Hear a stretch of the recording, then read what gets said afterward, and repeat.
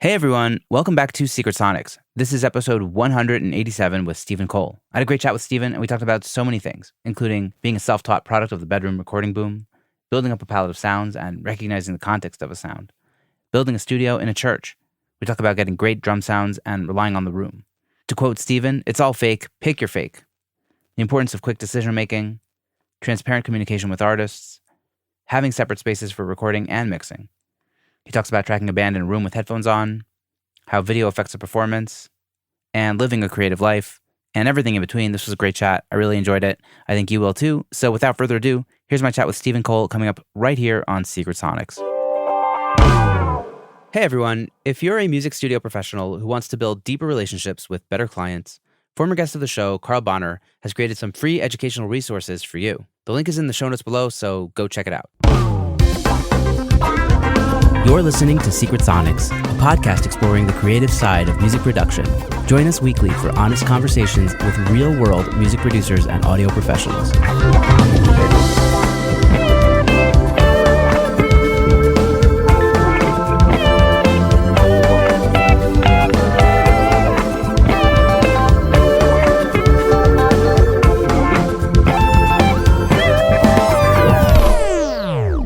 Hello, and welcome back to Secret Sonics. I'm your host, Ben Wallach. My guest today is Stephen Cole. Stephen is a music producer and audio engineer based out of Liverpool, England. He's also the co-founder and producer of multi-genre veterans APAT, and he's also the owner of What Studio.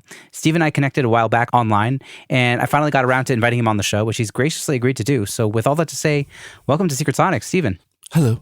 How are you?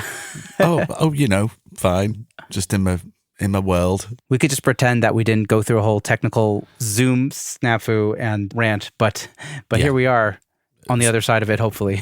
Real, live, alive and on the internet. Absolutely. And we've both got RE20s as well, haven't we? That's cute. It's my favorite. Yeah. I love the RE20. Yeah. So I before we get into things like RE20s and stuff, I don't want to go too deep into the origin story, but a little bit of that origin story of like how you got to where you are today, owning a studio, working in the band that you're working in and all the audio engineering things that you're doing. Tell me a little bit of a brief TLDR history. How brief? Whatever you feel comfortable sharing. Okay. I like trying things out. I think play is really important. And I think music is like a license to still play. And there's loads of variables inside and out of that, whether it be to do with craft or technology or people or whatever. And I think I've always been interested in doing it like a lot. So from quick, I was interested in making music and recording music and understanding it more. But I'm not like a trained musician from an early age or anything like that. So I've come at it from a different angle to other people and a very open-ended exploratory thing. So I think that the music I made when I was young fed into the music I made when I was slightly older, fed into the style of how to make it cheap was always the game. It was always like the home recording. I've spoke about this on other things like that. I'm definitely a product of the home recording boom. And finally seeing the quality shifting in bedroom production, we'll call it, or whatever. So I was kind of totally into that and the style of music that permeates. And I would say a lot of people are similar. And as the quality got better, the music changed because of that as well. And regards to owning a studio, that was like just a very... everything's been really natural. I feel I was asked to make records for other people and I would join in and just because I had the equipment I could do that and I would do it, and someone likes some of the stupid music I make so they would request it. So that's how I got started to work with other people. I opened a private studio essentially for my own. It was to do the record of whatever I wanted to make of my own music and things like that. Whilst I was there, I made a few other records for other people, and then it's led to me. It was all kind of legal things. It was to have people in the space. I had to have public liability insurance. So then, when you've got public liability insurance, you've got to a certain point of organising something. And then 3 months later, I'm like, I might as well get someone else is asked to do it. I suppose I'll make their record. So everything was super natural, if you like. Rather, I've said this before as well. I would never have designed the idea of opening up essentially kind of like a demo studio, but like my understanding of where that is these days is beyond what we knew when we were 20, when I was thinking of things like that. Yeah, I would never have done this as this plan, because it's insane. It's just so hard to do a studio, but I absolutely love it as well.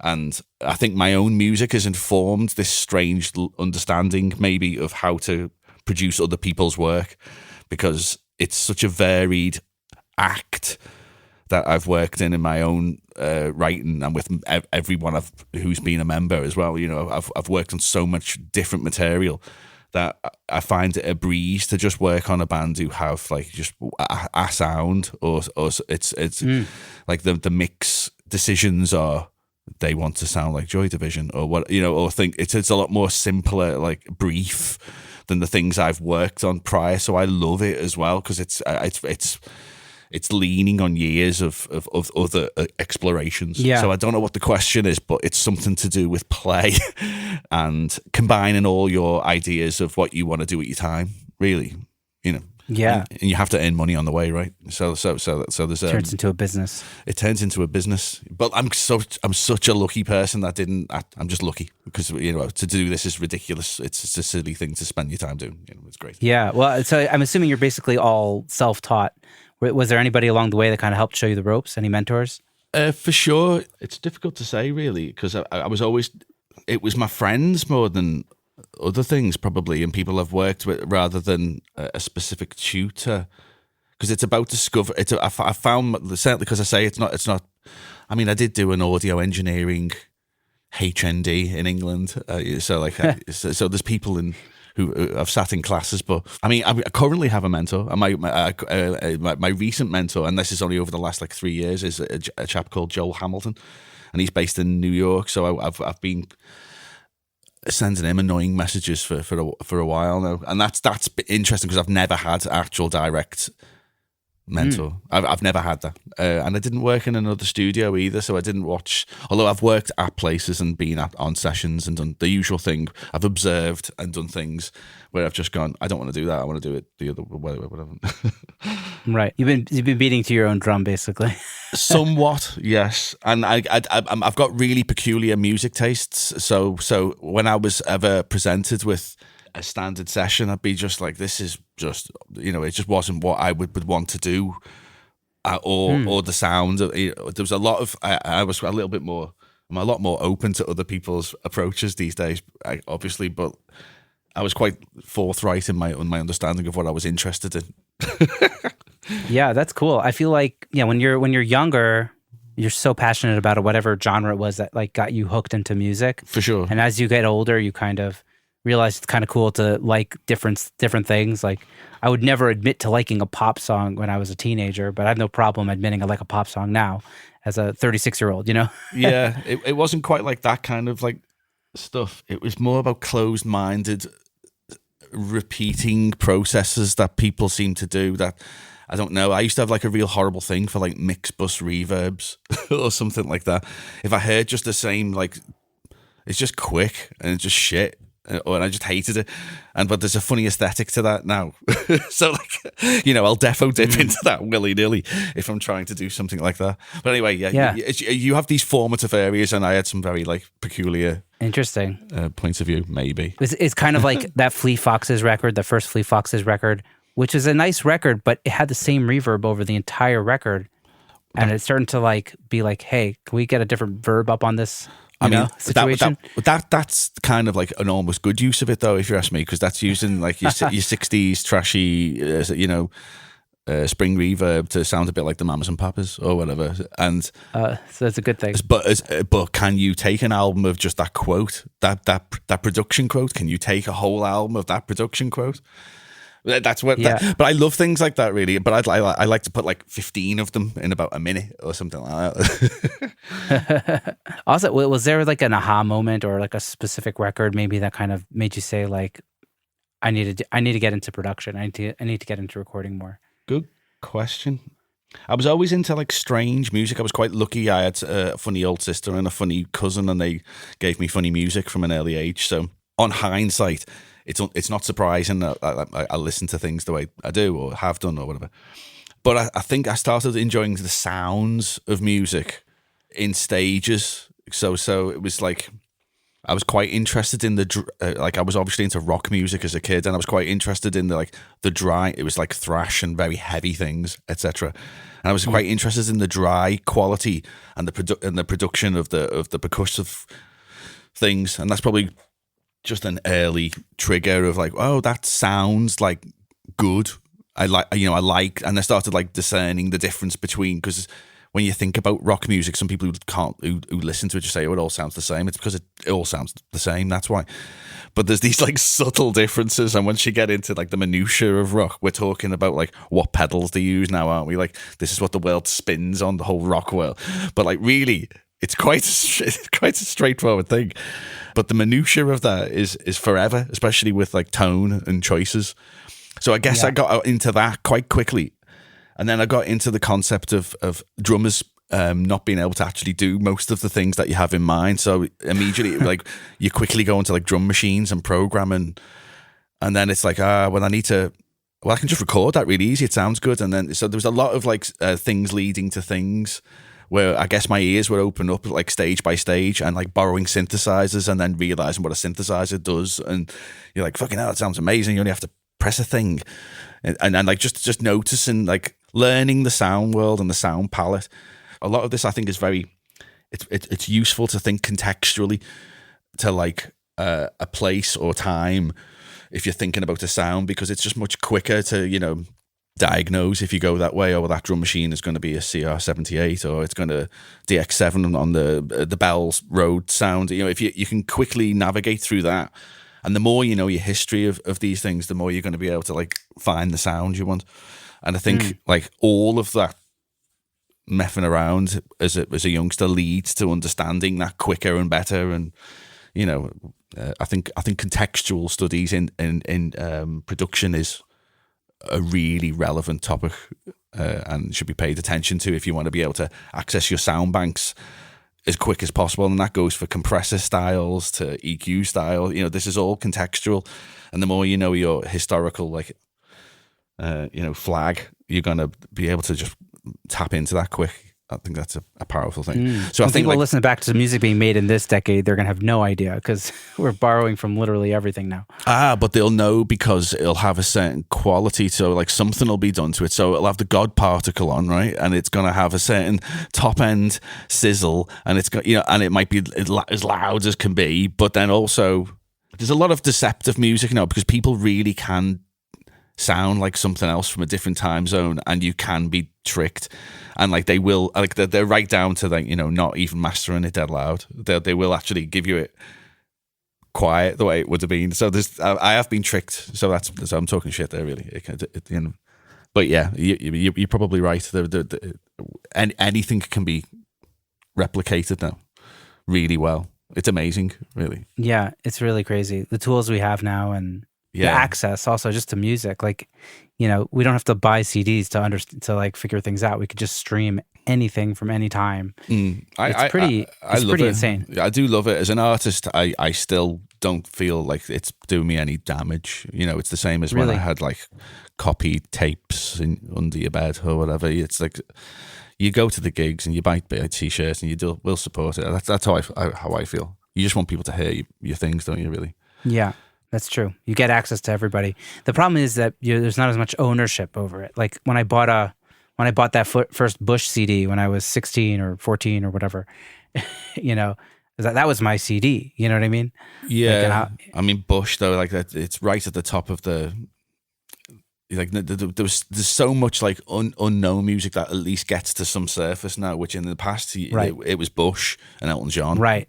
Like That's that. True. The reason like everyone over 35's got quite an embarrassing CD collection, which is now classed as proper dad rock and stuff. There's like kids laugh at or whatever. Here we are. Yeah, is because that's all that was fucking available. Like we couldn't find anything else. It's like we had one shop and it sold us fucking Elton John and fucking Bush. Or whatever. I mean, I came from a little sunny fishing village called Bootle, and there was two record stores, one really a real one, and it was okay, but it was still at one rail, maybe 30 records that made some sense to your taste. That was so you're buying things you regret, man. You're buying the stuff for the masses, and you're saying it's like the long end of the tail of the internet that kind of like Seth Godin talks about. And now we can kind of all access all those little things. Yeah, absolutely. So you're all for it. Yeah, let's just wind it down. Devolution, man. Devo. All right, nice. I hear that. Yeah, I guess that kind of brings me to the thought about, like, I don't know, the stuff that I checked out that you sent me before we got on this interview. Like, it's just so eclectic. It's all over the place. Like the types of music you're working on and the different sounds and like, yeah, the tonal palettes. I guess, what do you look for in artists when you're trying to see if they're a good fit, or how do you think they find you? Good question. I think they currently are generally finding me, and it's usually it truly is the word of mouth thing, or like previous work speaking for it. I think that's mainly what goes on. I also think there's so much work, everyone can get a go of everyone. So like Liverpool's got a lot of music in it, so I think people like work with someone, see how they go, and just move around. And it's so like, yeah, I think everybody gets a go, and that's pretty cool. And I think it goes without saying, I can approach the stranger genres than some of the people might know about. Never mind know what to do with. Maybe often people might want to come to me and they might want to try something a little different, and then they will find that I'm not really. It's not about getting something different. It's about capturing them. And then we usually form like a pretty good bond from that point once that's figured out. There's an aspiration, isn't there, to like, he does like stranger, like no more aggressive things or more weird or more pop, because I try to go to the extreme ends, really. I don't do many like fellas playing acoustics or, things like that. That's not, and I have done, and usually we'll work on some other way and work on the material in a different way. If someone's got a thing, I'm well into like that. If I can spot they've got something that you go, oh, look at that, they're it's beautiful. It's a beautiful singer. I mean, that's rare, and when it happens, you can. And if they're playing supporting material and it's just beautiful, you're like, okay, so we can make a whole beautiful record here. Or if someone's angry at something and they write these like electronic things, you can work low. There's no end of new material to just play with that. So I do a lot of work with people in a production. Trying to involve production from the beginning is super important, and that means like from the very first meeting of talking to them and finding out what they're into and where they want to go not as an artist, because that just sounds like silly, but what they're about to spend a lot of money sometimes. What do you want from this?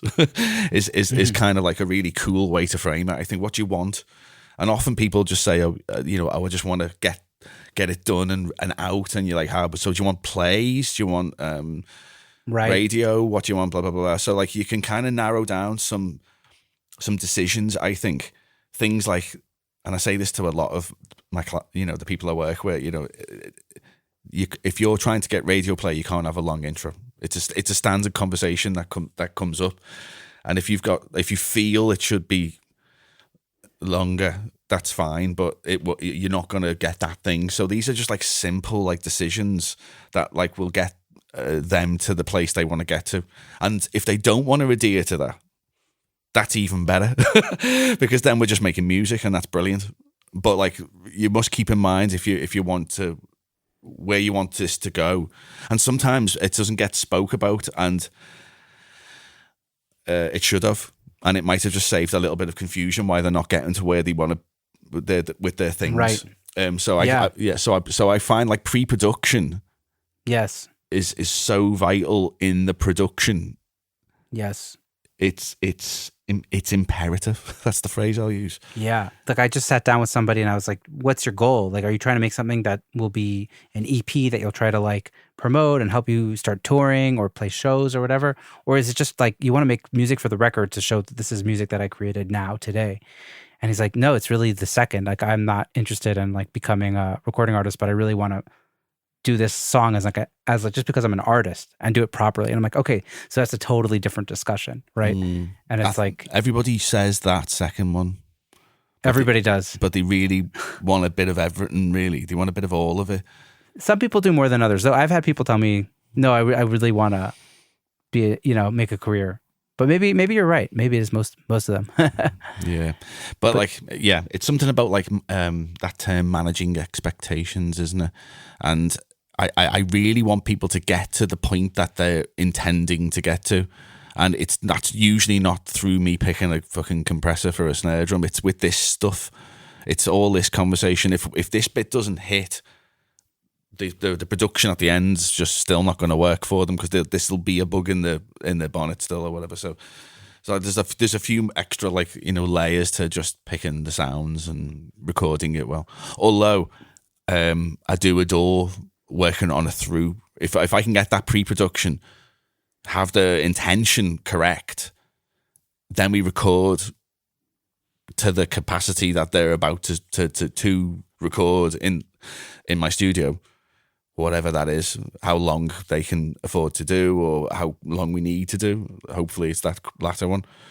And then moving through to mix and even master. If I can do the whole through thread, I'm usually really happy because it's good then, isn't it? It's like your own thing. You're interested in it. You get to make a difference for them. Whoever, whether it be a band who've made a. Sometimes it takes a long time to do a record with a band. Sometimes they're only recording in the evenings, and so it can take months. And trying to keep people's enthusiasm energy, up, to return months later to do these parts is a thing in itself. And then to try and get that to a finishing line is a thing in itself. And I think that's way much more part of the job than the sound stuff. The sound stuff is relatively straightforward, I've found. Yeah. It's maintaining that kind of schedule and all the logistics around finishing a record, which is really what our job is as producers, is to finish records, right? It turns out that's what it is, yeah. And it's a lot of different other topics than what you want to sit and do. I'm assuming you're working like me, you just have a lot of clients, artists that you're working with, and it's just kind of, at the same time, you're working on all these projects and you're just kind of this week I have time, at 12 o'clock and next week, on Tuesday, and you're not booking a band for a week and making a record. It's mixed really. So it's as you describe in both ends. So where my actual studio recording facility is in an actual church. It's in the attic space of a church. I'm not a member of the church, but it's where my studio is based. Yes, we're gonna have to get into that. And it's got its own caveats being a functional church. So that kind of already dictates my calendar straight off. So when I'm not there, I know I've got to be here doing some of this stuff or admin or I do some video work as well. So it's it's that already kind of splits my week for me without me making any decisions. So that's I just take that as it is really. That just makes me have to do things at certain times for certain lengths of time. That alone is fantastic. So that works for me really. But do you ever book a band for I don't know, a long chunk, or it's mostly kind of in and out? It's often it's mixed. For instance, I'm mixing a album using Eware with High Note. It's a bit like Samply or one of those kind of systems. So it's one of those systems where you send them the WAV and they can make comments on the thing in real time and blah blah blah blah. And they were really keen on doing it this way because they knew it was going to take a very long time. They're based in New Zealand, and I've been with them from the conversational start. And they recorded there with liaise with me, and then they've sent the files and they're writing it as they're doing this as well. Are you secretly working on a Flight of the Conchords record, or am I just hoping for the best? That would be cool, wouldn't it? No, but they are a two-piece. I could just say that, couldn't I? Yeah, I think you could. They're a curious two-piece from New Zealand, I could say. And they're a crazy band that what I'm working with, and they've got lots of guests as well. So they've been kind of they'll send it maybe 2 or 3 songs at a time. I'll do a fresh mix, static mix, send them that. They agree with whatever. I put some energy into it in different places. They say yes or no, and then they will be inspired and write other bits. So it's been an interesting little thing, but that's been going Wow. on for like 18 months. So that's constantly going on. So if anytime I've got a gap, I'll jump on some of that, which I'll be doing straight after this. Amazing. Other bands will book in for a very long period of time, but it might be things like every Monday and Tuesday for a month. That tends to be a frequent flyer, Mondays and Tuesdays. So like I will do like the full maybe 12 hours on both days, maybe 8, depends on the band. And that might run like that, and then we'll go into the mix stage, at which case I'll just then do that in my own, managing my own times. It just depends on how the band can operate, because my facility is in the centre of Liverpool, so it's really good access, great location, etc. So it's really easy for people to come in and just do like a 4-hour thing of an evening. So sometimes a band might come in 6 till 10, and they might do that every night of a week, and they'll have done what they need to do, and then I'll move into the mix stage. So yeah, I'm quite flexible about how it can work, and it depends on the artist. So like, because of the facility, it's a curious little facility, and it sounds like that. If you can see the pictures on the website there, it sounds like it looks. It's roomy, but it's such a nice, like, kind of, there's these wooden kind of arcs which have just got nice reflections, kind of zingy for a snare, really open, really warm, lovely for brass, lovely for any kind of like strings. Yeah, and it's pretty versatile, so I can get a quite dry sound on the drums as well, which is bizarre. Wow. It's a very helpful facility for. It doesn't feel like a studio as well. There's a lot of light in there, and yeah. Tell me about how you found the space, and maybe a little bit about how you built it. My funny little act about 10 years ago, maybe 12 years ago, used to rehearse there with another band, and it was a storage room for the church. And I just started doing some recording, and I just got like a little like Motu rig, and I did a recording, just simple drum, blah blah blah. Took it home, listened, and I was like, oh wow, and it was straight off the timeline. The drums were the best sound, and I'd been recording a lot by this point, and I was always just getting these terrible, and I just realized it's the room. It's just the room. I want to hear a room, and I'd done staggered microphones, and I'd done like early experiments with whatever crap I had, but I was just like, it's just the same mics, the same drums, but the room is making, because like the traditional thing was I just dampen rooms, I just make everything dead, and that's great, it's great, but I really started to understand that when I hear a cymbal getting choked by something that, or a snare, it's just it's really limiting, and I can deaden things easily. You can't expand it. So, and this goes back to a call back to like this reverb thing. I couldn't understand why I was I'd have these terrible dead shit sounds with just, if you're using like cheap mics and cheap drums in a crap room, like that's just it just stings. And I just taking one thing out the equation, like, oh, now it's in a good room. I was like, oh, this is that's way more important than all the other things I've been worrying about, actually. And that's just changing the room. So and also I do like a small label. It's not a label, it's more like a channel called postmusic.info. Check that out. I saw you have like Post Music TV on your website. All that, and we've got like a YouTube, and there's the sessions that are on from the studio there. They're worth a look at. So like, I'll just do like multicam things and blah blah blah. But at one point I did a project where we did like 13 bands in this disused cinema, and we like purposely put bands in curious places, on the roof, in the boiler room, in this vast kind of like emporium looking thing, and the premise being it would just look cool and we'd just record it. But obviously once I got the recordings back, I started to realize that like things that I thought would be a terrible space actually were fucking great. And like, if I put a band in a bathroom, like a horrible bathroom, an actual set of toilets, and there's like a member in each cubicle, and there's a drummer, and it's all tiled, and it should be horrendous with the cymbals, and it was. But I realized that I can just do this cut this. Anyway, I just realized that the rooms are interesting, and actually the character that you get from it is better than the payoff of going, I'm going to put a crap reverb plug-in on it to make it sound like a room. Like that was what this like paradigm like shift in my brain was, instead of like, and anyway. You're all about capturing a band in their element, how they, in the way that suits them, and in a room that has a vibe. Yeah, and it's still kind of faked though. This is the thing. You can't have the amps ruining everything, and but if you really want to get that tone that tone, you still just need the drums on and this is like a very difficult thing to have to go through it with a lot of artists, I find, because it's like they want to play with their big amps, and my room isn't the room to do that in, really. And if you want to be able to turn up those room mics and hear the drums sounding like that, because I usually just demo, I'll show you the difference with your amp on versus this thing where I can now smash the room mics on the kit, and the kit sounds amazing. And your amp will now sound amazing too, because we're going to do that separately and put that on multi mics and etc. etc. So you don't do like live recordings usually with the band in the room? I do for those sessions that you'll see on that thing. So they will encounter the problems, much like the cinema sessions I just discussed there.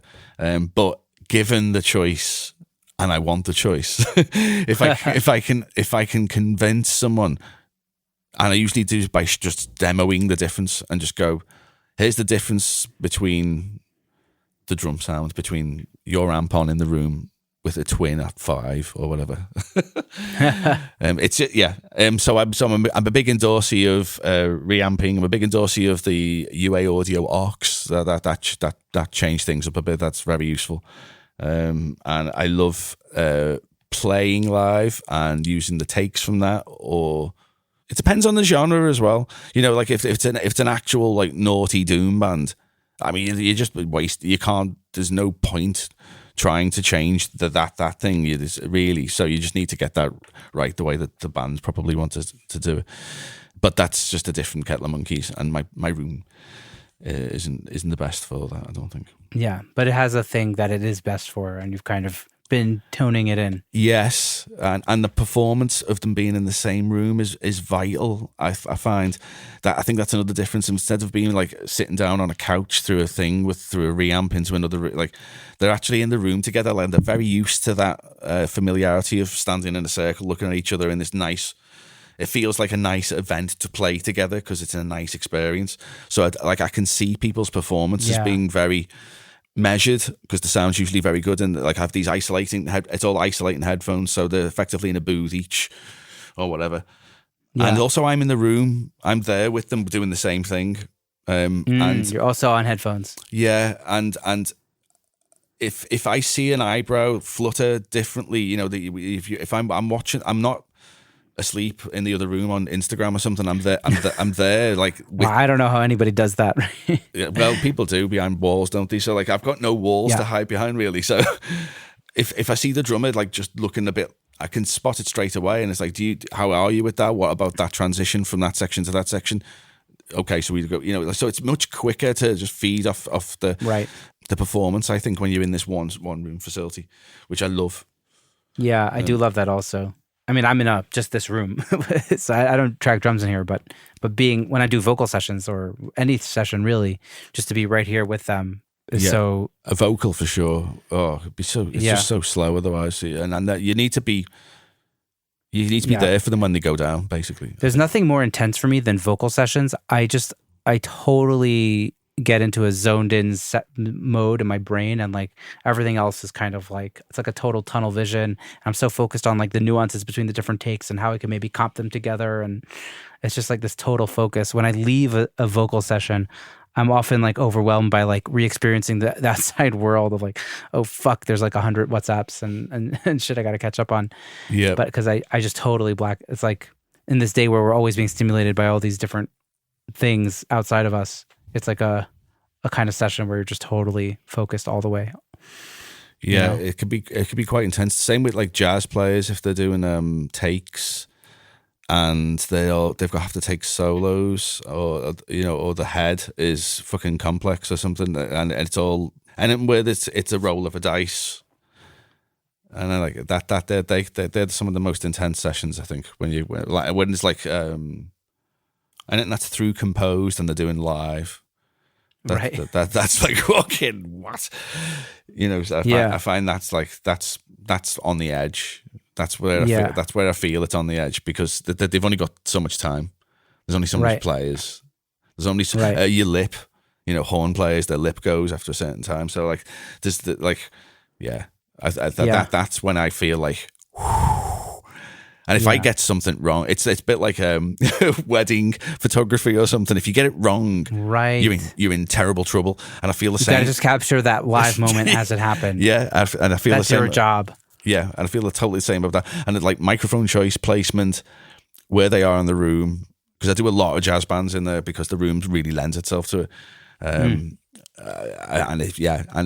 it's love that. Yeah, there's a particular record by the Deportees, and it's called What Session, the ends they're calling it, because and that's a really good example of the sound of the tone of that particular room. Oh, I'll have to check that out. I'm pretty sure it's on the things. Hey everyone, if you've made it this far into the episode, then you're probably a fan of podcasts that help your personal development in the music industry.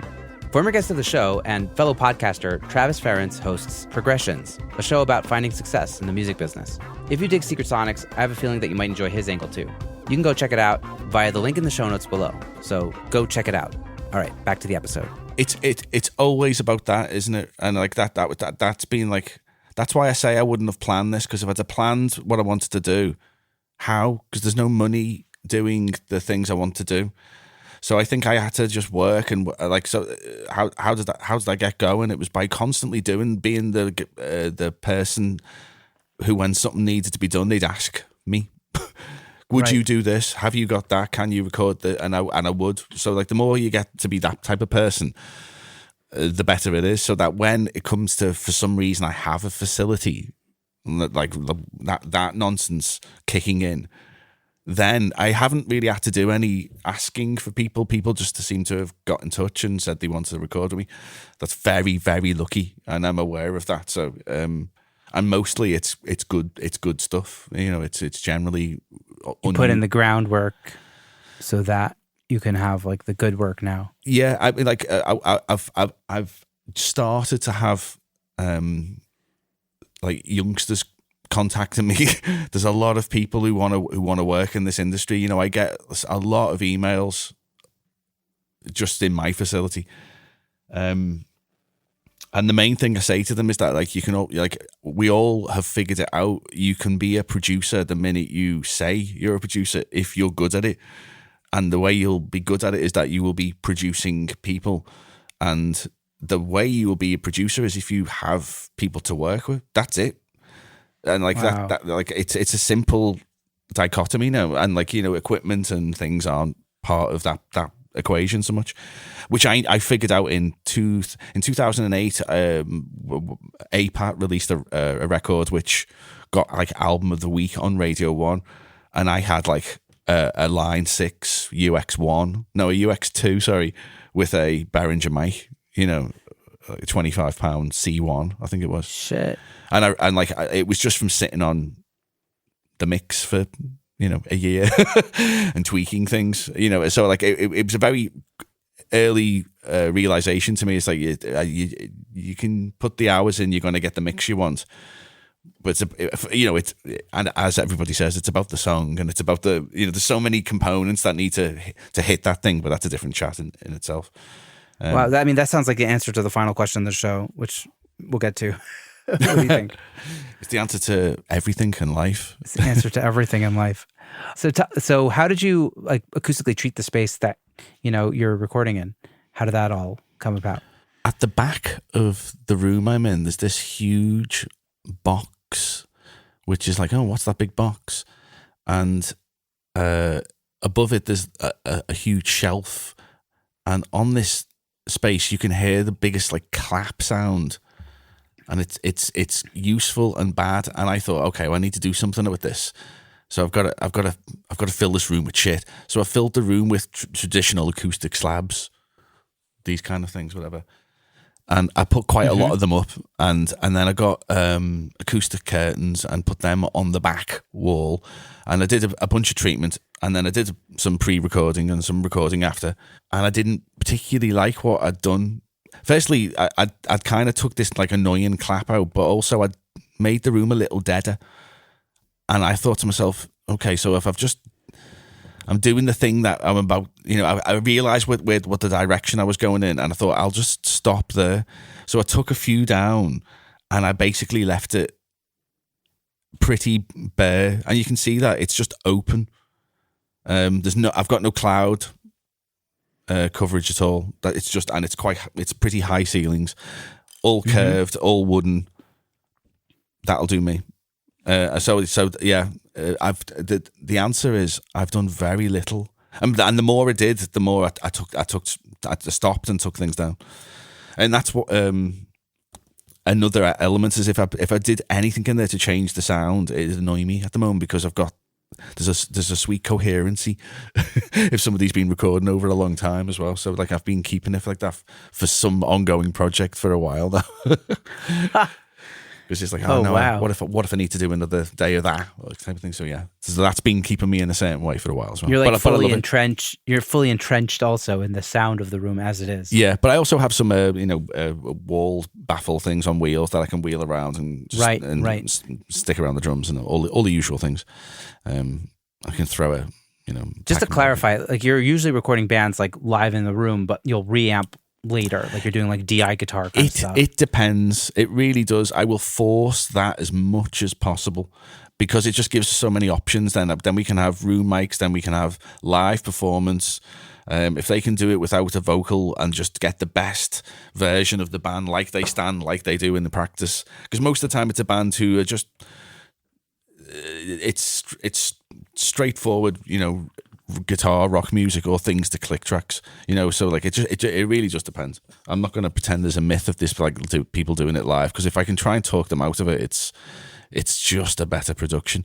There's nothing worse than having a vocal take in the drum mics and the drum mics in the vocal take, and like my space just doesn't allow for that, and that's fine. Go somewhere else. I totally understand if people want to be standing by a computer singing along to the song while a drummer's in another room. If they want to do that, that's fine too, because it's all fake. If you ask me, so it's just pick your fake, pick how you want to portray the song the best. Should be the thing. And I think certainly with rock music, it's about getting the drums and the take actually with the energy that you think that song should have. And that's the thing, because people go into a studio and often they will tone down their performance and they go home and listen to the takes and they hate it, or they overplay, or there's a variety of things that go on in their mind that will change the performance. And usually a studio is a really good place to fucking throw a musician. It will, like most of the, certainly like, if they're not used to like doing drum takes and getting in the headphones and being acclimatized to it and just going, I need to play through it. If they've only done a few records and they've been quick, it's just a challenge for most musicians, I think. So I think the number one thing I'm trying to do is to make them just be able to play the song the way they normally do, if not much better. If not with a few tweaks, you can make it sharper or whatever. Yeah, that's a really interesting point. I think like the fact that like musicians get totally like caught off guard in the studio and they like don't really do their thing. And I'm like, the more I'm doing the studio thing, the more I'm realizing like the less sterile, the better. Like the more weird or dirty or, jangly or like once you hit a vibe, that's when you keep going and you just roll with whatever it is. And you can't even plan too much. You know what I mean? Like there's like this overthinking it and over perfecting it kind of problem that is a problem with artists and also with audio engineers until they kind of realize that it's not actually a good way to make records, Yeah. I think it's about keeping a coherency with the artist's vision. And the minute that they lose faith in your coherency of that, you're fucked.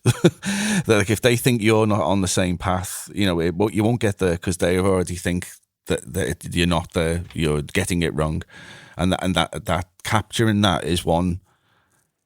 It's like totally the same capturing it as it is to when you have to approach the mix. If you spend too much time in the mix, it's not fucking working. There's other reasons why.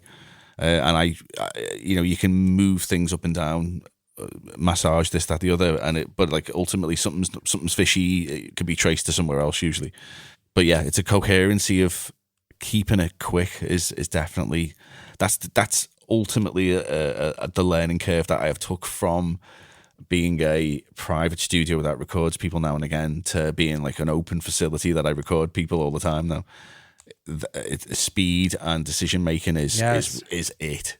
It really is. And I found that if I force myself to do it quicker, and that comes from not just doing it quicker, but from having really good preparation of the files and really good preparation of the day and really good preparation of your logic before you go into mix and really good preparation of procedures.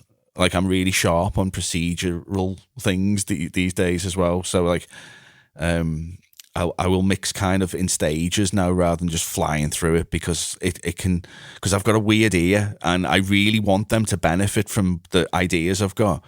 But if I do a lot of work, sometimes it can fucking throw a band for six because they're like, what have you done to this music? Right. And it's a fine line between like making the music better and pushing it too far into a different direction. Yeah, for sure. And I think I've definitely been guilty of that in the past. And if they want, we all have. Yeah, and if they want exactly, and if they want to access that, because it is a useful thing to check, I can show them that in stages, and they can. So we can go through it together, and like if they go, well, that bit's a bit, we can just step back very easily. And that's been, and I'm not just talking save as points. I'm talking about like when you move into like adding effects to not, etc. or whatever. But it's just made it a lot more clear if I do something. It sounds like you're very transparent. I have about to the be. Process. Yes, I think with the artists. I think that's the only way to do it, and it's about like setting up some system or procedures or protocol that you use that will enable the trust to remain whilst you're still able to like be transparent about what's going on. And the clearer you are about where it's going, the easier it is working with your clients. Yes, I'm so the same way. Like I'm like, if I'll take a mix to, let's say 80% or something, which happens quickly, right? Because usually the last 20% takes the longest. And I'll be like, is this a good vibe? Before I go further down that road. And, usually it's like, yes, this is totally the vibe. But then sometimes it's not. And then it's like easy to kind of like retrace my steps and take it back to where it was at the beginning. And it's like, yeah, it's just that open transparency. And then that communication of like always just saying like, this is what I did, like, oh, I did this to the drums. I think it'll sound cooler or more like indie now or whatever it is. And just every little inflection point has like a little note of like, this is what we did. So the artist or the band knows what we're up to, Yeah. And that helps them also trust you more. Yeah. I think some I've been working with a lot of bands mixing things over the summer, and some people's notes, if you like, their mix notes are just so good, and you can have such a good relationship, and it's just a breeze to work with them, and you could make any turn and it'd still work out fine. Because the nature of how you can communicate. I've got some people I work with. It's just so it's so wonderful to work with. And then there's just some people who don't send any response at all, and then like might close down the thing, and like right. So that's it comes in many shapes and sizes, and it's really difficult to be able to predict how to work with that, because sometimes the more you talk, the more it's just not, and especially if there's no responses and things, you're like, oh, well, this isn't working out. This one's not working. Right. Might say more about your artists than about yourself. Potentially, yeah. But the working specifically, because this is my main job now as well, it's become like super important for me to get all of these things right, because as I say, like, when given the chance now, the speed of work I can actually approach and the things I want to get for them, I know exactly what to do if we've got to this point, and we're gonna get through this together. Come on, let's just go over the top and just finish it. And I really love it when there's a hint of trust, whether it be like your first demo you send for them or the first pass of a whatever. And then it's gained. It just makes it's a really good feeling when the band's on the same page as you. It's great. Yeah, getting into that teamwork kind of stage. Yeah, and if you're working with like a solo artist, that can be so intense because it's just you and them, and maybe one other musician now and again popping in or whatever. So like Mhm. I find that that's such a luxury relationship to have with someone where you're just working on their art for a bit. Yeah. And it is intense, but I find you can get good results by like just trying to not make it feel like a studio session as much as possible. Yes. Yeah, just having like a regular normal conversation for like 20 minutes before you get into it. It's really make, helpful. could make the world of a difference. Yeah. And we're just two humans interacting and having a conversation, and let's get into this music. Let's get a couple biscuits, things like that. Acid reflux inducers. Yeah. Going back to our pre-recorded conversation, I wanted to ask you if you push back to the artists a lot in the studio. Like, it sounds like you have very strong opinions about artistic things. Are you kind of like what's good for you, or do you kind of like will have like an idea and be like and have like a strong opinion and tell them? That's a really good question. I think, and this might be me just being a wet person, I don't know, but I've kind of flitter between all of that, depending on. I'm trying to read what they want to happen. So I'm doing a lot. It's a lot of second, especially as I say, when they're in the same room. It's a lot of second guessing, and I'm trying to read what do they want? Do they want to get through this? Do they want to deliver this? Do they want to have a harmony for this, or do they want me to just shut up and they want to go home because they've had enough, and they've done enough, or they're tired now, or it's not for them today. It only comes with certain.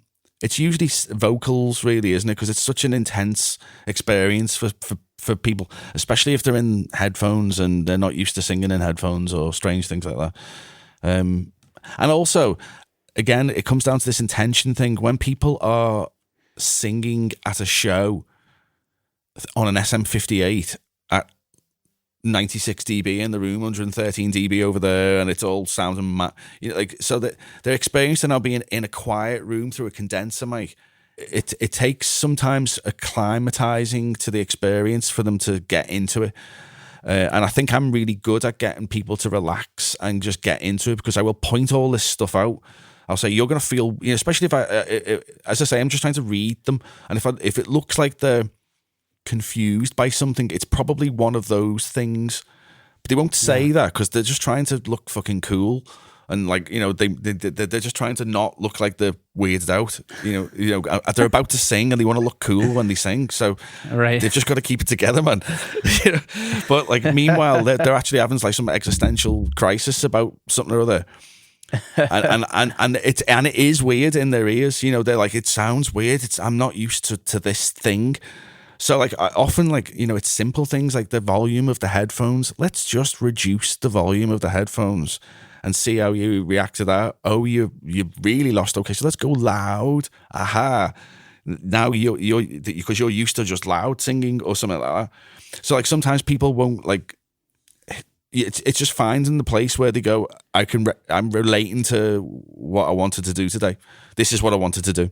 I've done it.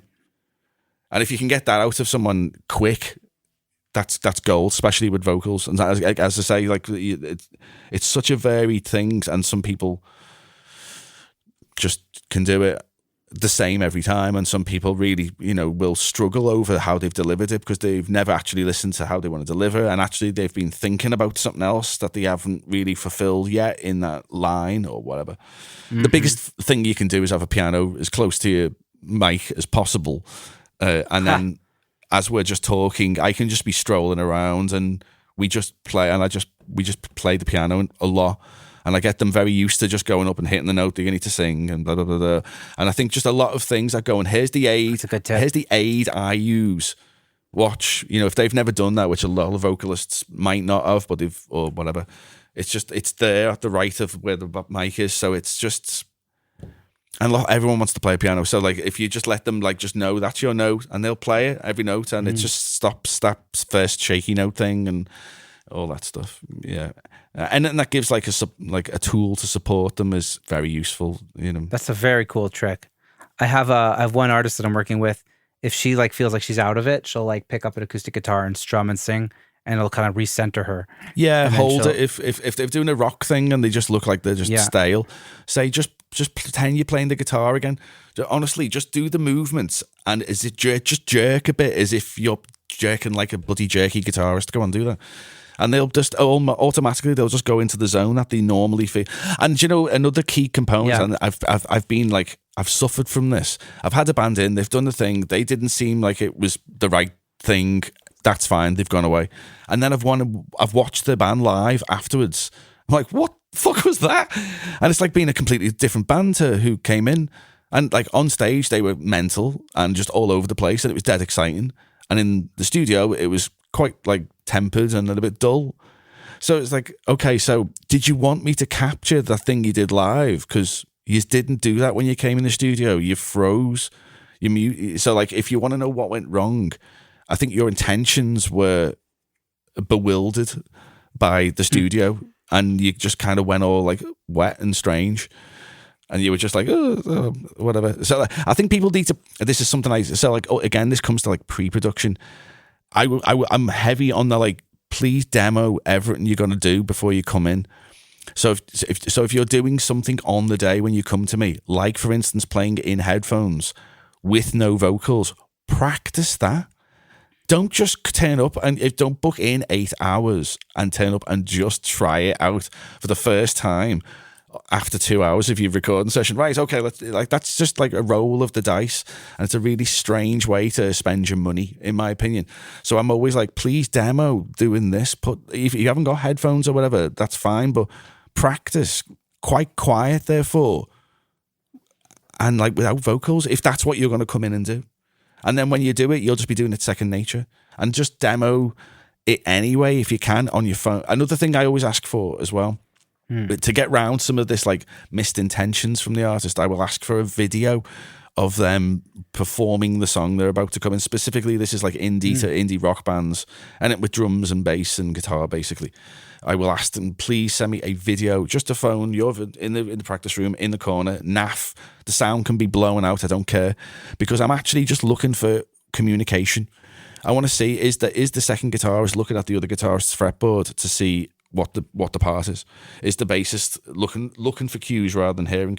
And it's not a problem if they are doing that, but I will be super aware of these things from the offset, and I'll be able to like understand what, when they come into the facility, I need to assist them maybe here, and here to try and get through this in the way that they would prefer. Yeah. Wow. It's like deep research, you know? But I've found that thing will stop me sitting wrestling with flex time on the drums because they can't fucking do a transition. It's like right. Like everything that I've learned or figured out how to do in this machine to fix music, I've decided I shouldn't be doing that, and it should be done at the, play it right at the source, make it sound great there and then. Yeah. All these kind of things, like, because it's just never going to be as functional or as successful if it's been shoddy and fixed. Yeah. I feel like it with the tools that we have, it's kind of easy to go overboard with fixing things. And it's just like, well, if I have Melodyne, I can make every single note in pitch, but maybe they're better suited to be used here and there when it's otherwise stellar performance, but needs like a little bit of help. And it's genre specific as well. I've no problem. For pop, it's different. Right? Yeah, I've no problem turning any pop song into a strange collage of squares. That's fine. But if the band's trying to sound like I Hate God or some doom band or something, they shouldn't be using Beat Detective. Right. Totally. So it's knowing the artists that you're working with, studying them, and then it sounds like you also just have like good emotional intelligence in the room and kind of like picking up on vibes that people are putting out.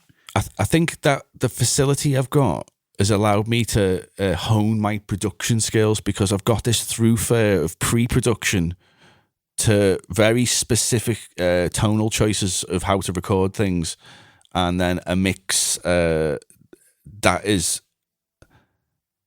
related to those previous decisions. Yeah, so I get the through line has been really helpful for me with my production and working with emerging artists. Amazing. So let's get into mixing a little bit. You kind of talked about working quickly. And I totally resonate with that. Like, tell me a little bit about your approach to mixing. I know also you have like a separate mix room that's in your house. It's separate from the recording studio. Tell us a little bit about your workflow. Yeah, my studio sounds very roomy, and to change that, I would have to have done an awful lot of things that I didn't particularly want to do to the sound. So it became apparent I needed to have two spaces, and that's why I've got a dry, normal, whatever, small mix at low volume, Neumann's, Apogee, easy. It gives me a different space as well. I can finish a session. I can do an 8-hour session in the recording studio, shut down, come back, have din-dins, 10 on the other system, transfer over, everything's backed up. I've got it in 3 places already because of that, just because of that process. And then I start to work on either the mix for that night or send just the timelines. So immediately it puts me in this like different position, different mindset. I arrive to work in a different way. They're all like silly little cheesy things, but they do make a difference, you know, instead of just sitting in the same chair all day. And also I've got a stand-up desk in the recording studio. I never sit down in the recording, so I always sit, you know, so that's another little different feature, which makes me, you know, I'm now doing this, you know, I'm in the triangle. So yeah, I think that's that arriving to work the way you intend is useful. I think that's something I've trained myself to do. You know, you get like into a headspace of like, I'm recording now, or a headspace of I'm mixing now. Yeah, I mean, when recording is very, very, I'm at their whim, really. You know, I'm at the artist. I'll do anything to get the thing right there and then, and I'm very much in that thing. Whereas here, I'm at the song's whim, in my opinion, and I'm trying to get the song to the, you know, I'm serving the song as much as I'm serving the artist in the recording facility, even though they're, you know, making those decisions also. And so everything's in the box. Tell me about your mixing workflow. Yep, absolutely. Any other way is an absolute nightmare. I've tried integrating things, but if I do, I don't have enough pieces to do it the way I'd want to do it, so I haven't got that set up like that. Having the 2 facilities, that does a certain kind of workflow straight away. So it was, where do I have all the equipment? Where do I have it? So I have basically capture it in the best way there. And I've got a few little key pieces here. I've got like a, you know, reel-to-reel copycat thing or whatever. But like I do some effect things and some whatever. Essentially, it must be printed because otherwise it's just not going to work for me. So yeah, in the box is the way I would describe it fully.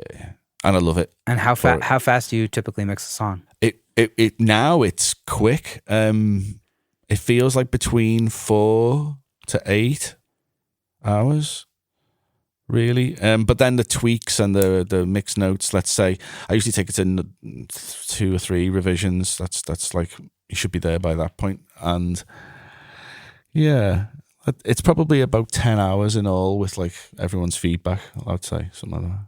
It should be. And it's different for an album and it's different for like a concept thing where they're tying it all together. Right. And it depends on if I'm doing the mastering as well, because once that kicks in, it's always it's a little bit more, adds a chunk on the end. Yeah. And I often, and this is the through line I do enjoy as well, because if I get to do the mastering, which often it occurs, it will stop me and make me go back to my mix. Because I'm just already like, I turn into mastering guy, and I would immediately say, can you go back to your guy and sort, you know, because that's how I would respond with mastering generally. If something's like totally mental, I'll say, have you got access to the mix? Maybe you should do some cutting there rather than me doing a load of stupid things here. And if they have that facility still, it's a worthy dialogue.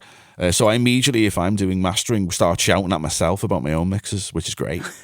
so I will go back and do other things. If you're mastering, it's because of budgetary constraints, I think it's usually for budget. And like, even if I recommend people, sometimes I'll do, you know, I'll give them a test master and they'll go and ask people and they might come back to me anyway. So like, it's a mix of reasons, I think so.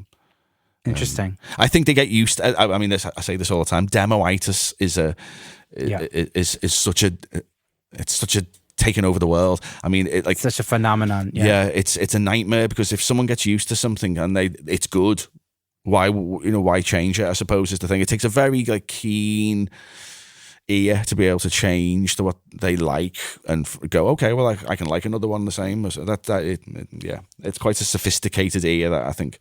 So I don't think it's a bad thing, but it doesn't half get in the way. Specifically, if you do any like mix bus, like this is another thing I learned over the working with people is don't do anything. Don't fucking do anything. If I do major moves on the two bus, that's it forever. Because if I do any tweaks, they're going to go, oh, it hasn't got the energy of that absolutely blown out demo you sent me. It's like, yeah, I know, because it was, yeah. Which takes it back to the mix and fast thing as well, or something like that. I don't know. Yeah. Do you do short increments when you're mixing? I do now. Yeah. How short?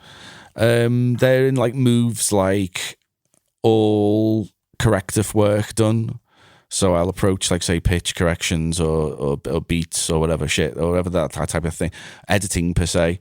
Then we get past that. Once we get past that, I will move into like EQ, compressions, that kind of thing. Then flavors of different reverbs and stuff like that might get tinkered with about there as well. It depends how invested in their own tones that is. That seems to be the safest passes for me, I think. So therefore, at that point, you're just like, yeah, we're done. Yeah. No more notes. Yeah, like if we've agreed to that, we're done. And then if it's at least exposed that if they're experimenting, then well, we're going round in the experiment, so you're still writing the song, which is fine. But let's talk about this. Is like how long this writing process is going to go on before we finish the mix. Because that it's fine, but it's made me at least be able to spot and acknowledge that we are doing that thing, aren't we? Which is fine. As long as we figure out how we're going to do that. Right. Can't just do endless mix revisions for forever. Yeah, because it's like, can we try Leslie cabinet on the tail end of the second snare of chorus 3? Like, oh man, yes, if you want. Everything for the right price. And yeah, I love experimenting, but I love experimenting when there's an outcome that is experimental rather than just let's just try stuff. Right. It's really hard to make. If there's a real intention. Yeah.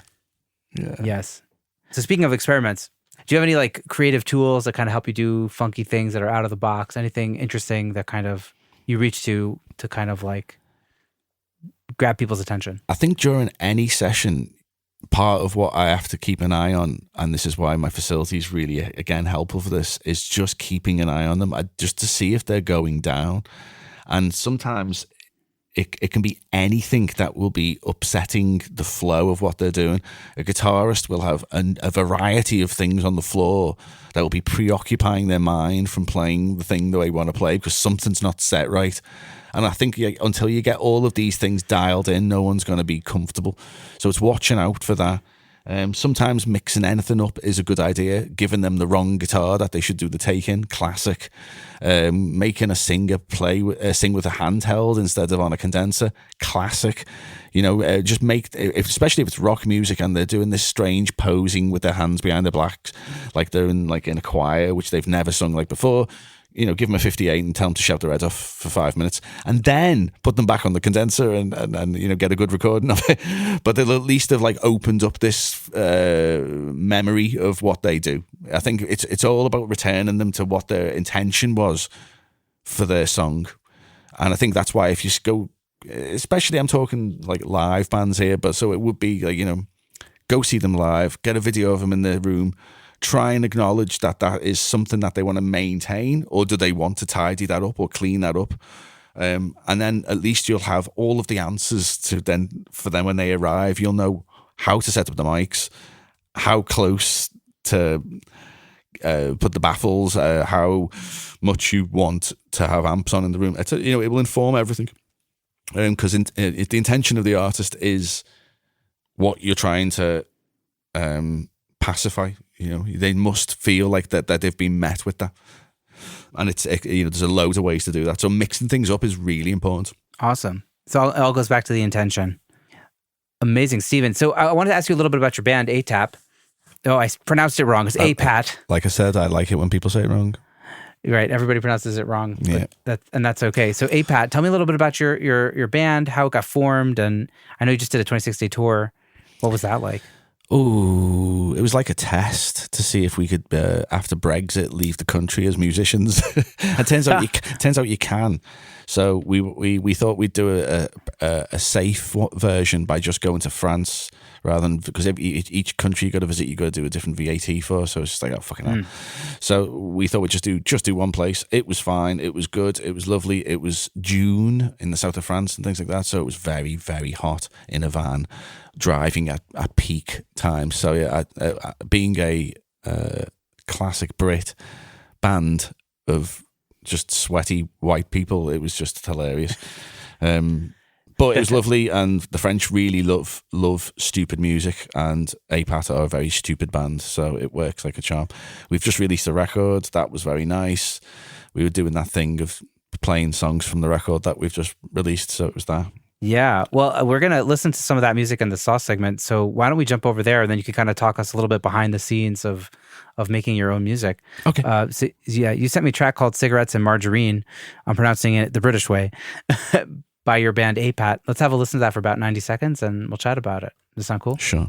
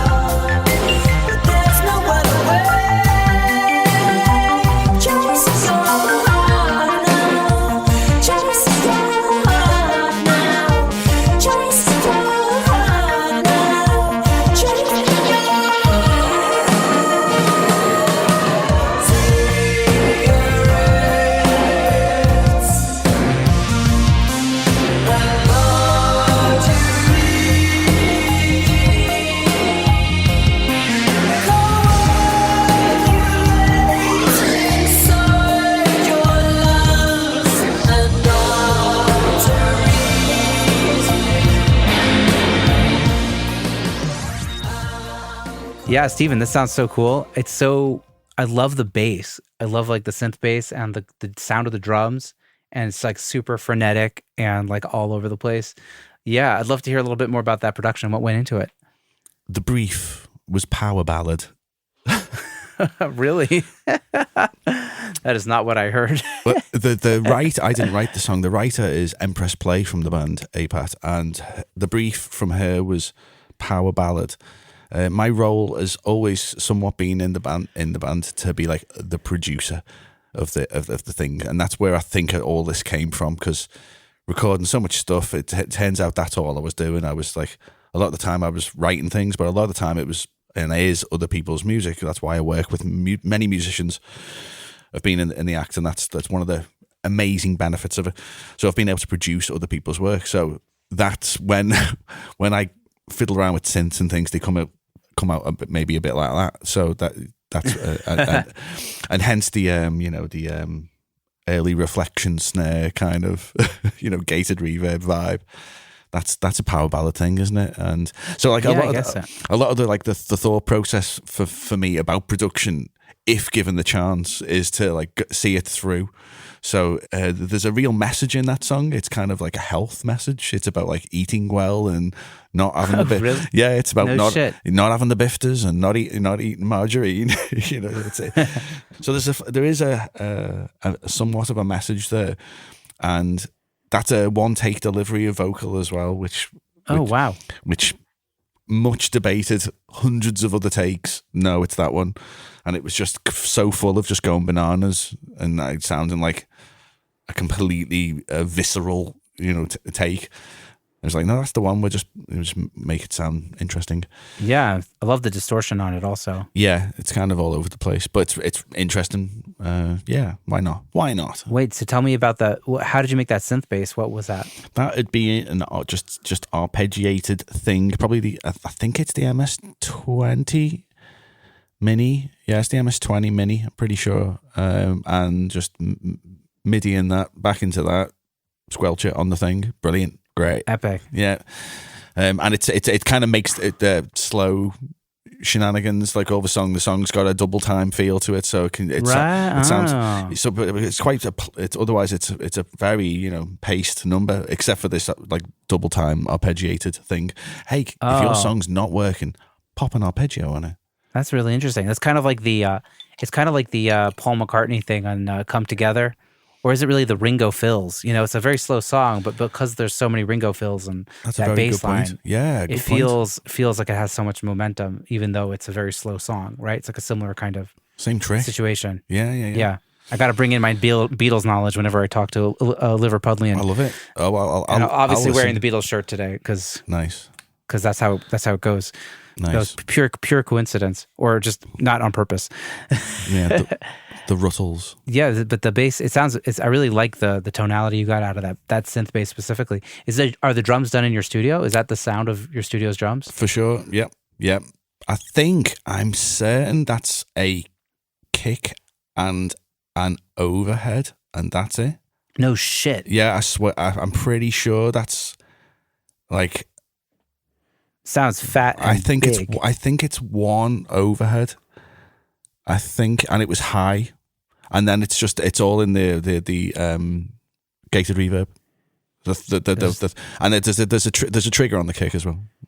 There's like a wisdom to how they built the acoustics of these churches, right? Potentially. I mean, I think it was like the Lady Chapel or something like that. So it's got sympathetic tones in the room, I think, for singing and prayer and stuff like that. I'll give you a nice mid-range or something. Yeah, exactly, yeah. Epic. Wait, so do you remember what you did on the vocals there to make them sound so aggressive and frenetic? And usually just a few layers of different things. I'm pretty certain it's got like a bit crush thing going through it. I'm pretty certain it's got a Devi lock on one point. I'm pretty certain I think it's a free plugin called Fracture. I'm pretty certain it's gone through that. They have another one called Hysteresis, I think. Glitch Machines? That's the one, yeah. Pretty sure. Cool. Pretty sure there's a healthy dollop of that in there. Oh, I've never heard of it. It's free. Yep. And here you go. Big up. Get in touch. Yeah, it's brilliant, that. And it works well live as well. It's all over the place. Yeah. What was it like to produce a whole record for a band that you've been a part of for so long, this deep into like an audio engineering career? At this point, it's just what I've done all of them, so it's just what the project is in my head. And this is like the eighth full release, and we've been releasing music on things since 2002. Shoo. So I've been going 21 years. Yeah. So that's nice. So I'm used to it by now, and it's been part of my. If you start at the first release and go through to now, it definitely sounds like I'm learning, or was learning, or is learning, and will be continually learning. My tastes have changed as well, so that's another thing as well. And my output taste for this band, that's changed. So there's some red herrings on the way as well, if you like, or whatever. So right now it's stock that I do that. And as I say, on this record, there was 2 songs mixed by Udi Kumran, and they're the first songs that have ever been mixed by someone else on one of the releases, I think. I'm saying of it. Why do you guys choose to send out those songs? It was just to see what would happen, and it turns out it sounds like something I wouldn't do, and that was the end of that. And it's great, and it's fine, but I just wouldn't have made those choices, and he wouldn't have made the choices on the rest of the other things either side of it. So it was a good experiment, and I'd defo be interested in doing it again. I'm less precious now as well. I guess you've kind of put in enough reps that you don't feel like you need to prove yourself. Something like that, and it's also like that extra element of chance is cool. It's like, it's different. There you go. Yeah, It's just different. It's always fun sometimes to see what like someone else, like just even like with mastering, right? Like like what the mastering engineer is going to do to your song is he or she has just a totally different set of ears, For sure. and it's going to be like, you're going to get something totally different. And sometimes it's better, and sometimes it's not necessarily what you want. And you just have to ask for a little revision, and it's fine. Yeah. But like, I think what we kind of serve is taste. I think that like this is something I've defo understood, because I don't have an SSL whatever, and I don't have these other things. Why are people coming to me? And it's because of my taste.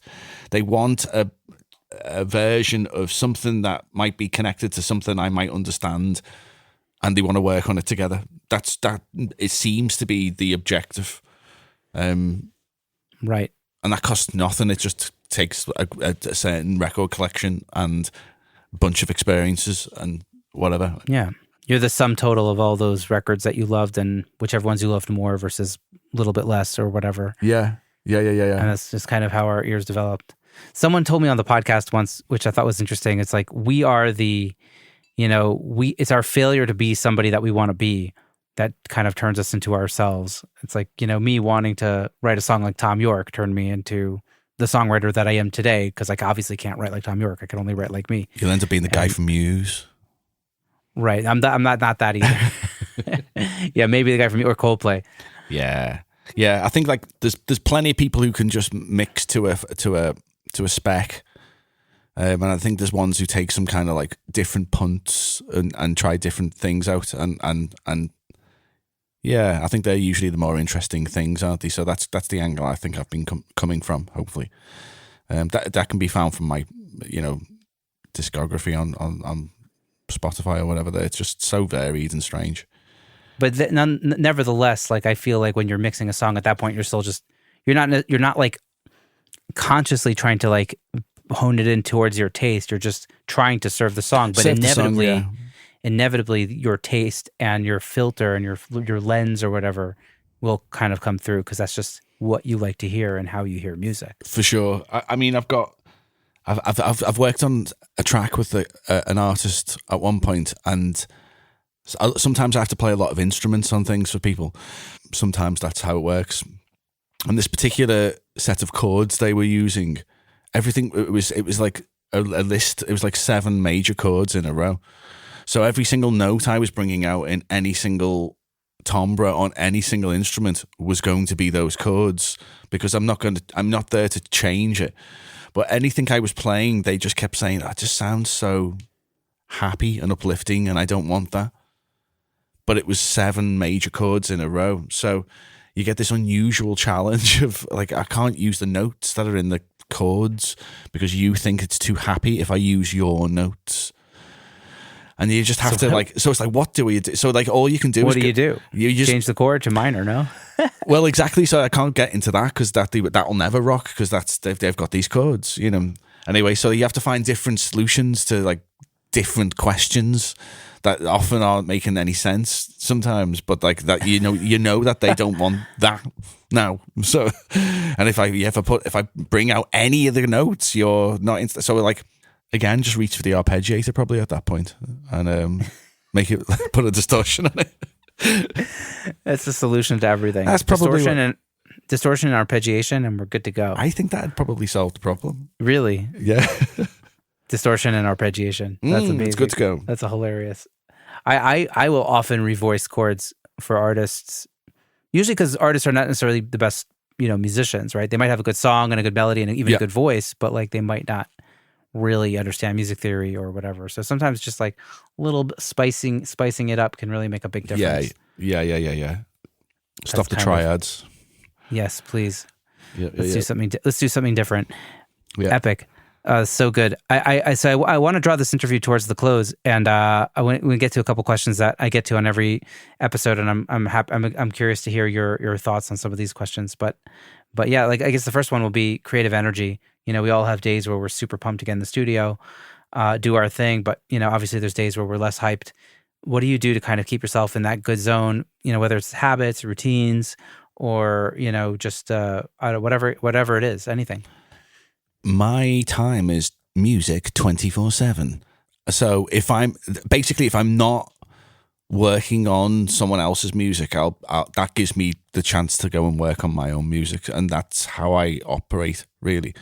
Similarly, coming back from a tour just then, the first thing I was keen to do is to just mix someone else's music. I was itching to mix, and I've got a record that I was returning to, and I've been really looking forward to like getting into the sessions and arranging them, and getting excited about it, because this one's going to sound, it's always like the next thing. So I've got the same kind of itch from doing other people's music as I have for my own, which is very, very helpful, because I can easily flim-flam the two. I do a lot of video work as well, so if I don't feel like doing music-y things, I will go onto a different computer and I will do different arranging of squares on squares for that day. And that's a slightly different project, so that keeps me amused too.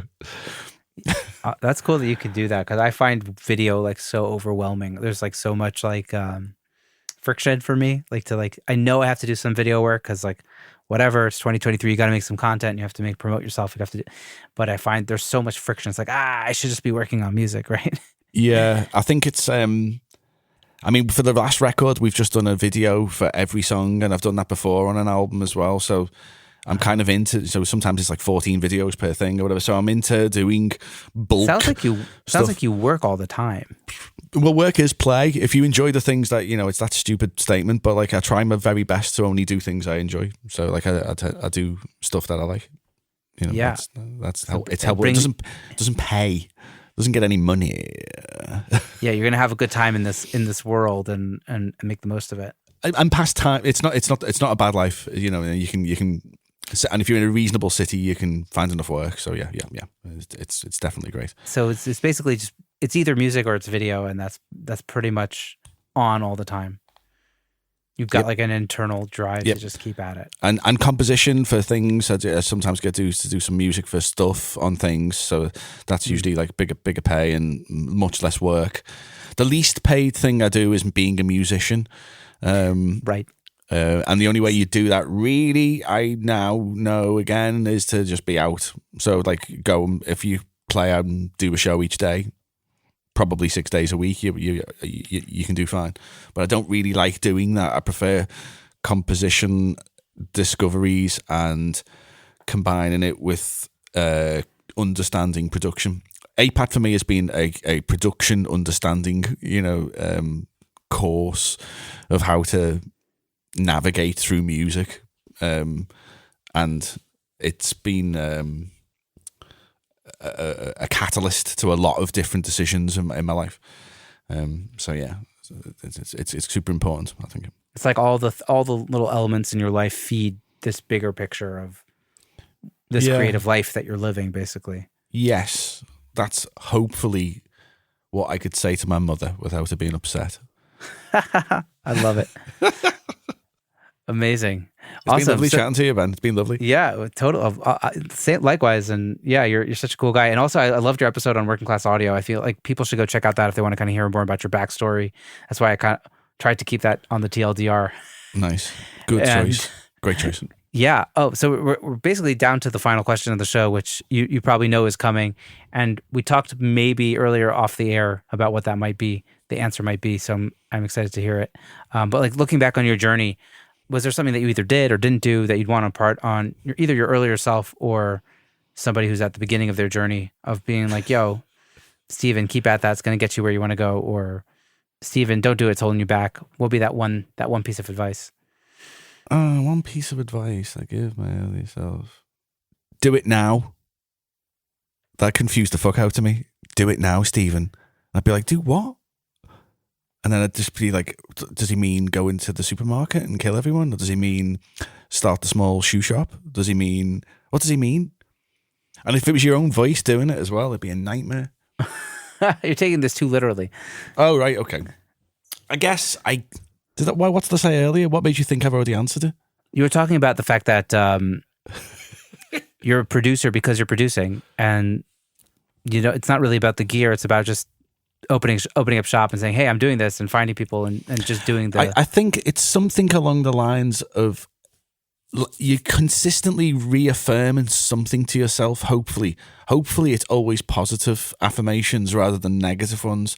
And like you may find yourself in a terrible job, not enjoying it, but like you might have in your head that you're not going to stay there for long and you're going to do different things to get out of that. And similarly, like when you are trying to make music, you may constantly have these little epiphanies, like little mini ones, like when you're recording in headphones. And we've all done it when you're doing a take and you think, oh, maybe if I sing it like that, it's different. And then you start noticing that if you move your mouth in a different way, it sounds different in the mic. You start getting onto these little tiny, tiny, tiny details that mean more than other things. So you start focusing your time on those details. And I think that, like, if you stick to keep discovering moments like that, you're going to be okay, because you've found just a list of endeavors which are valid to you, whatever they be, whether that's working in healthcare or fucking around with plugins or whatever, you know. Hopefully you'd be doing something more valid and useful to the world. What I should have said is, Stephen, stop goofing around and do something valid. That'd have been cool. Do something. So it's like, it's basically having an open mind to kind of learn things and to pursue your curiosity inside of audio, and just don't stop being curious and learning and having a beginner's mind. Yes, and I think that goes back to what we started with. It's like play. You must have fun and engage with it and enjoy it. And if it's not being like that, there's another thing you can be doing, and there's ways that you can feed that throughout, even in like really crummy situations. Yeah, you can find a way through to enable you to just be able to put those mics on that drum kit and record the fucking drums, you know. Right. And I think when you're saying do something valid, you're saying, and also just like finish the record, right? Like finish things. That's a really good one. I think that's like from beginner's level musician right to perfectionist mixing bozo. It's a really good bit of advice. Yeah. Deadlines are great. Deadlines are the best. Yeah. It's when you only have an hour to do something, it's crazy to see how much you can do in an hour. And I'm not saying you should do everything in an hour, but like, somebody gave me a project due yesterday, and he's like, I'm going to pay you a certain amount of money to put in 2 hours of work. I was like, okay, fine, I'll do that.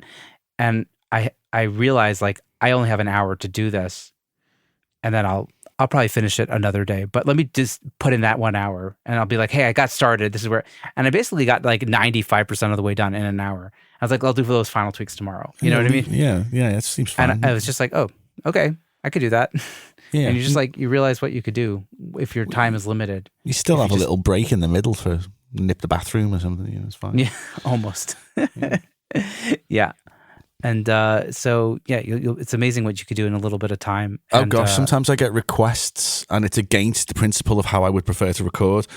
So a band will say, hey, we want to come in and we want to do it live. We want to do it live. And it's usually a budgeting thing, and sometimes it's a time-based thing, and sometimes they can only meet for a certain amount, and they don't care. They just want to do it like that. And sometimes that's the best recording you're going to make. You know, it just is. Because they don't care. They just wanted to get a capture of it, and you just go and just do it very live, and it is very, very, very good. And you're like, fuck, man, I wish everyone could do that. It also depends on if the band have got it. You know, yeah. I think a lot of people have into the romanticism of doing it a thing, and it's raw and blah blah blah blah. But if they need to have it as well, that is a right. It's like if you're prepared, if you've practiced, right, then you could set yourself those kind of like crazy deadlines, just kind of like do something. But it will enable it for sure.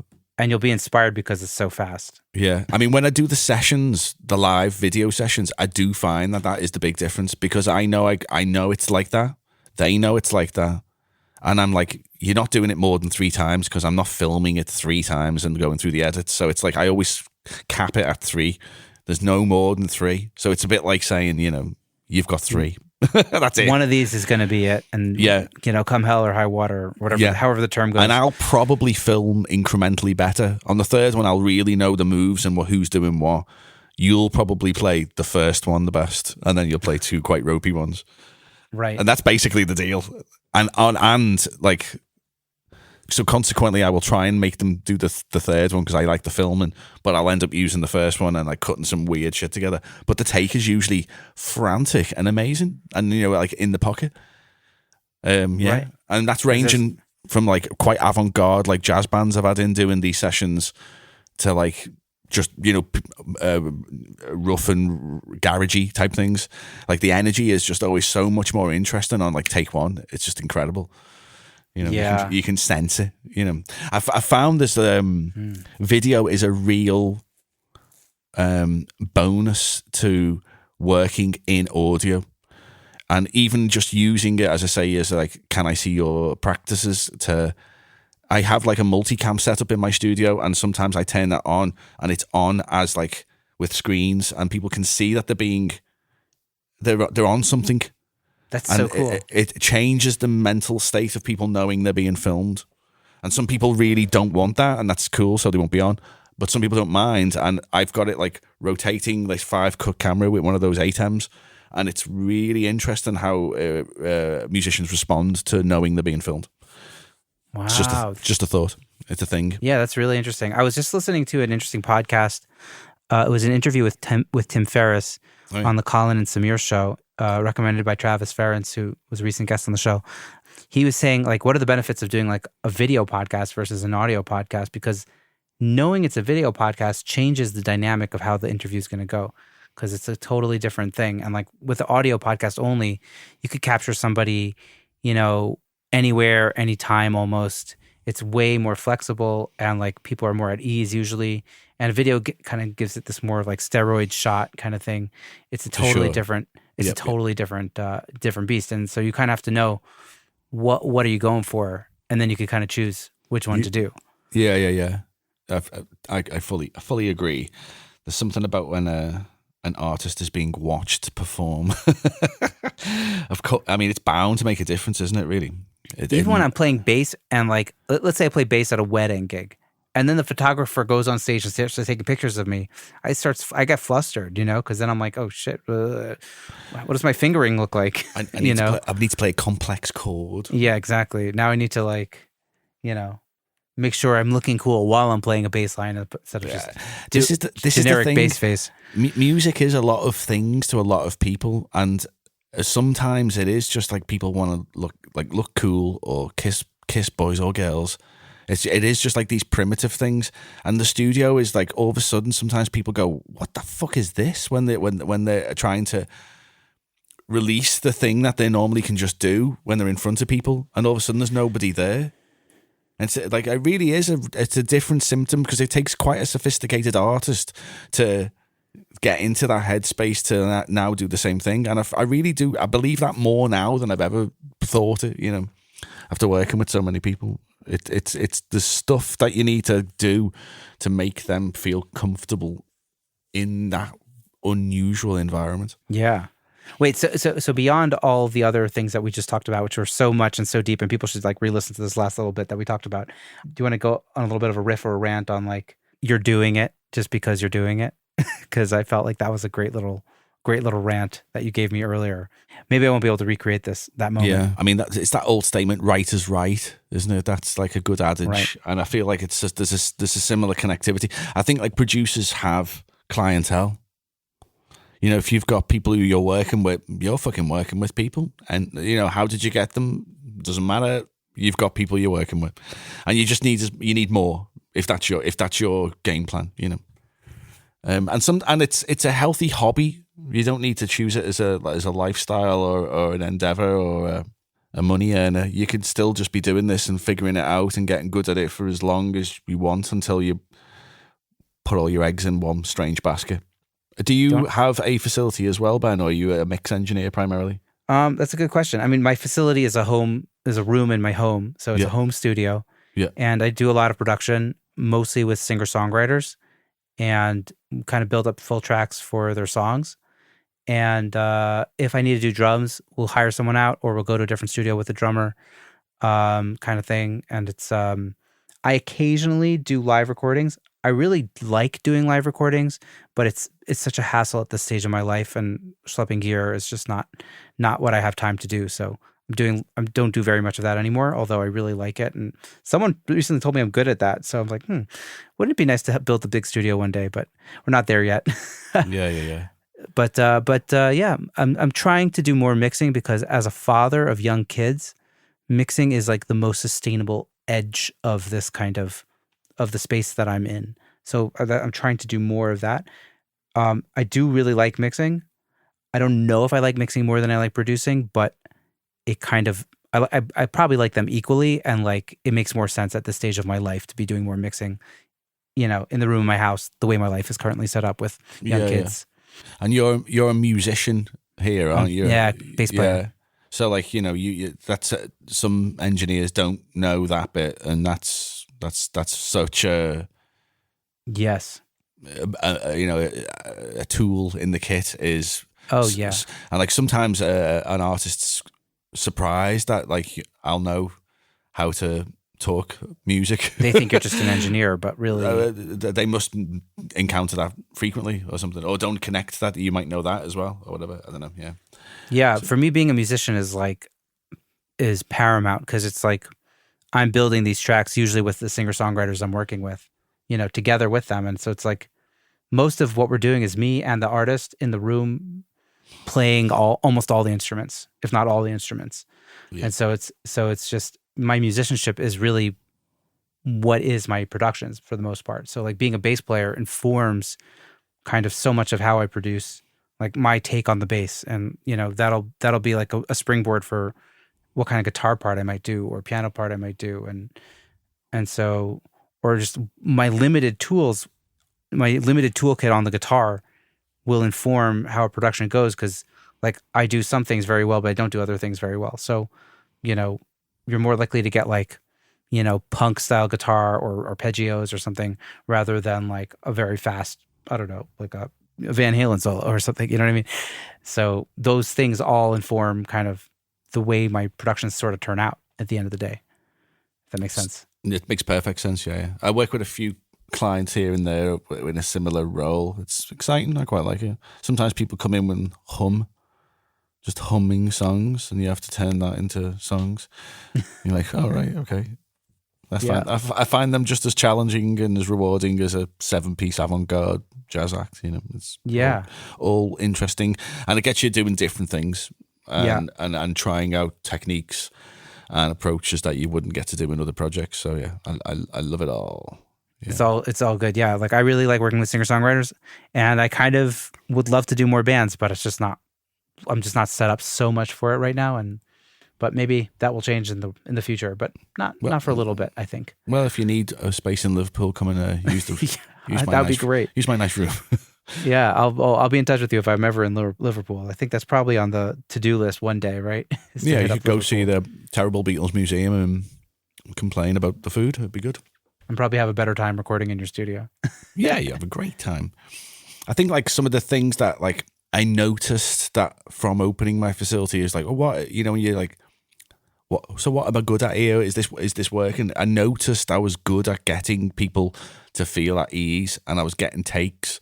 And then I noticed when I was, you know, putting the website together and I started gathering testimonials that like people were saying really nice things. And then I noticed that people were saying nice things to other bands, and bands were just turning up and getting in touch because of other bands telling them. So that was all like a wonderful thing to experience, that it's like, I think I'm good at getting them to record what they wanted to record. And that the thing I found hard is all the other bits. Actually, it's getting the I find from the mix onwards that because of, I think from when I started having a mixed bag of how I would do the tasks, until I found my processes and refined my, you know, rendered down all these thoughts of how to do it into quick, easier, more understandable ways for everyone. Like even though I wasn't having any problems, I was just thinking that things were just taking longer. And now I know this wouldn't be the case now. So like I can see that's been like, that journey's just been like super useful for my understanding of what a mix is for a start, rather than, because like in the past my own mixes, and I found when I was doing the last record of our own material, I hit this area of going, I think I'm going to have to arrange and tidy this up because I can't just do it messy anymore. So that was a good experience to understand that. Because in the past, it's just fucking chaos and, you know, a million different things, rubbish and ugly and unorganized. Because it's your own stuff, it doesn't matter. But like, I think that change of like swapping over, of going, I think I'll probably mix this better if I just arranged my own shit. So that was like, wow, I must have made a 10 in a road there. Yeah. Well, it sounds like you just have like an outlook of lifetime learning, and like we talked about, like the beginner's mind and I mean, playing, but it's also work and it's serious and you're doing things that are viable. So yeah, it's like all that in one, the mosaic of the things that you're doing, you know? Life, exactly. Well, Stephen, this has been so fun. What a pleasure to get to schmooze with you in real life. Well, not in real life, over Zoom, but still in real life. Versus Instagram chat, which we've been chatting for a little bit.